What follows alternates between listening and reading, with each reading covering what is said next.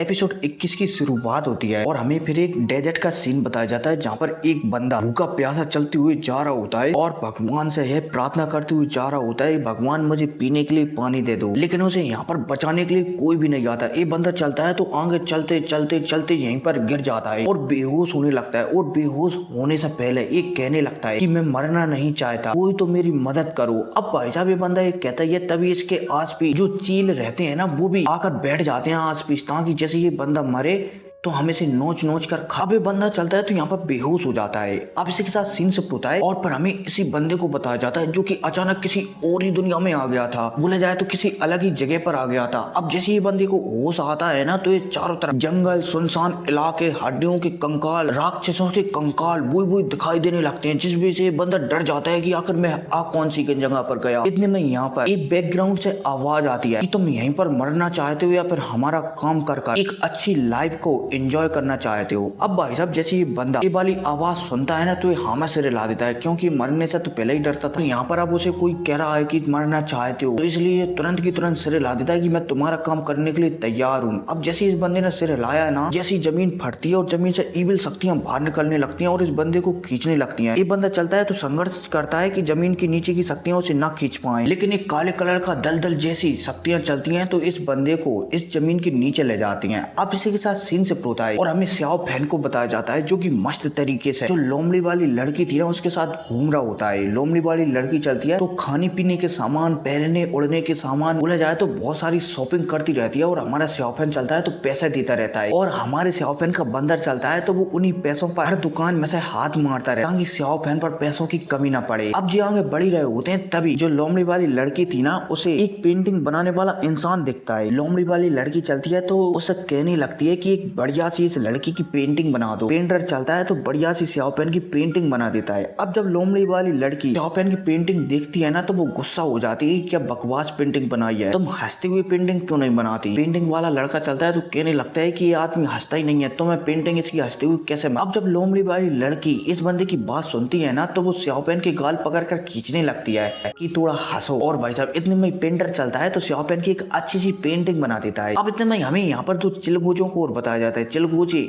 लोमड़ी वाली लड़की को देखते हैं ना तो वो उसे प्रपोज करने के लिए आ जाते हैं कि डार्लिंग हमारे साथ चलो, हम बहुत ही ज्यादा पैसे वाले हैं, चलो मैं तुम्हें डिनर कराता हूँ। लेकिन लोमड़ी वाली लड़की चलती है तो उनसे मना कर देती है कि नहीं, जी देखो मेरे पास में मेरे हस्बैंड खड़े हुए हैं तो मैं तुम्हारे साथ तो बिल्कुल भी नहीं जा सकती, इसलिए यहाँ से दफा हो जाओ। अब इसी के साथ सीन से होता है और हमें फेंजियान वैली को बताया जाता है। यहाँ पर फेंजियान वैली के जो स्टूडेंट थे ना वो फेंजियान वैली में उजाला करने के लिए मोमबत्ती जला रहे होते हैं। इतने में इन्हीं स्टूडेंटों को एक लड़की मिलती है जो की बेहोशी की हालत में थी और ये लड़की वही होती है जिसका रूप जुई की बड़ी बहन रखी हुई थी और पूरे फेंजियान पवेलियन की छानाबीनी कर रहे थे। इतने में सीन से होता है और फेंजियान पवेलियन का जो होनहार स्टूडेंट होता है ना वो एक जगह पर आ जाता है, बोला जाए तो एक गांव टाइप के शहर में आ जाता है। यहाँ पर ये सीनियर चलता है तो किंग जू है ना उससे कहने लगता है कि आप नॉर्थ साइड का इलाका छानो और मैं वेस्ट साइड का इलाका छानू और जिस किसी को भी फिंगर मिलेगी ना उसे दमोच लेंगे हम और फिर उसके बाद हम उसके राजों को उगलवाएंगे। अब जैसे ही ये सीनियर एक कहता है ना तो जू किंग भी हमें से रिला देती है और यहाँ से चली जाती है जूई की बड़ी बहन को ढूंढने के लिए। अब इसी के साथ सीन शिफ्ट होता है और हमें स्याओ फैन को बताया जाता है जो की एक रेस्टोरेंट में आ जाता है और लोमड़ी वाली लड़की चलती है तो वो यहाँ पर सभी लोगों का खाना दिख रही होती है कि कौन सा खाना कितना टेस्टी है। अब इसके बाद लोमड़ी वाली लड़की चलती है तो एक टेबल पर बैठकर यहाँ पर जो वेटर रहते हैं ना उनको ऑर्डर देती है कि जितनी भी तुम्हारे होटल में डिशेज है ना सारी की सारी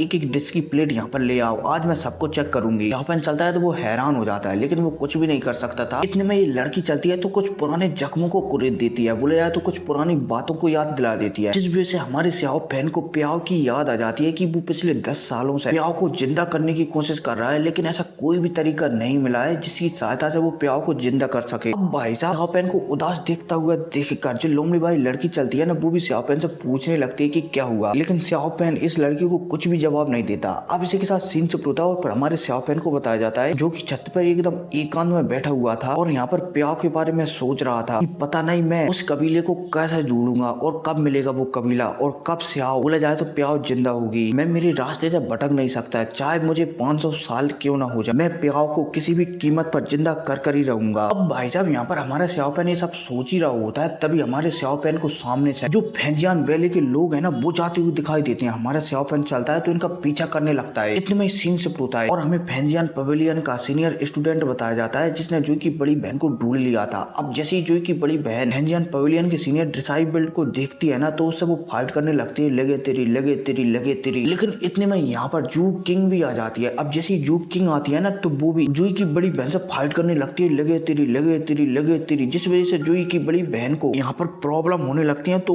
वो यहाँ से निकलने की सोचने लगती है। अब जोई की बड़ी बहन यहाँ से निकल ही रही होती है तभी उसे यहाँ पर श्याओपेन दिख जाता है। अब जैसे ही श्याओपेन उसे दिखता है ना तो वो श्याओपेन से मदद मांग लेती है कि मुझे बचाओ। श्याओपेन चलता है तो पीछे नहीं हटता और सीधा जो जू किंग थी ना उस पर हमला करने लगता है, लगे तेरी अपनी डेमोनिक शक्तियों से। जू की चलती है तो वो भी श्याओपेन पर हमला करने लगती है, लगे तेरी लगे तेरी लगे तेरी अपनी तलवार से। अब इतने में सीन शिफ्ट होता है और फेंजियान पवेलियन का जो सीनियर स्टूडेंट है ना हमें उसे बताया जाता है। सीनियर स्टूडेंट चलता है तो जू किंग को श्याओपेन के हवाले छोड़कर यहाँ से भाग जाता है। बोला जाए तो जू की बड़ी बहन के पीछे लग जाता है एकदम हाथ धोकर। अब जैसे ये फेंजियान पवेलियन का सीनियर स्टूडेंट जोई की बड़ी बहन को दिखता है ना तो वो सब पर हमला करने लगता है, लगे तेरी लगे तेरी। जोई की बड़ी बहन चलती है तो वो भी सामने वाले बंदे पर हमला करने लगती है, लगे तेरी लगे तेरी। अब इनके बीच काफी देर तक ऐसे ही लगे तेरी होती रहती है। जोई की बड़ी बहन चलती है तो वो फेंजियान पवेलियन के सीनियर स्टूडेंट से बचकर नहीं निकल पा रही होती है, इसलिए वो चलती है तो यहाँ पर कंट्रोल करने वाले स्मोक को फैला देती है। जिस वजह से जो फेंजियान पवेलियन का सीनियर स्टूडेंट है ना वो भी थोड़ा बहुत जोई की कंट्रोल में आने लगता है। इतने में सीन शिफ्ट होता है और हमारे श्याओपेन को बताया जाता है जो कि जू किंग से लड़ रहा होता है। अब लड़ते लड़ते एक दूसरे के सामने खड़े हो जाते हैं और आंखों में आंखें डालकर एक दूसरे को देखने लगते हैं और कुछ पुरानी बातें याद करने लगते हैं। और फिर क्या इसी पुरानी बातों के साथ ये एपिसोड खत्म हो जाता है। तो मिलते हैं अगली वीडियो में, टेक केयर।